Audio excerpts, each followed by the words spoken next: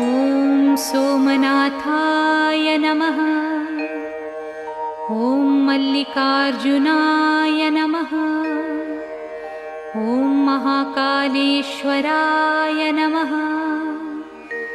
ॐ ओंकारेश्वराय नमः।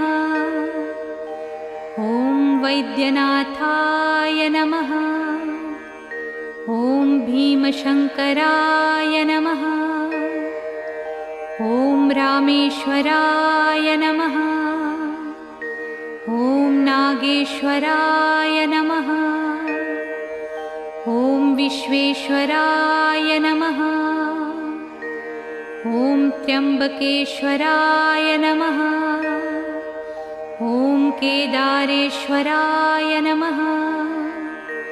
ॐ भुस्मेश्वराय नमः।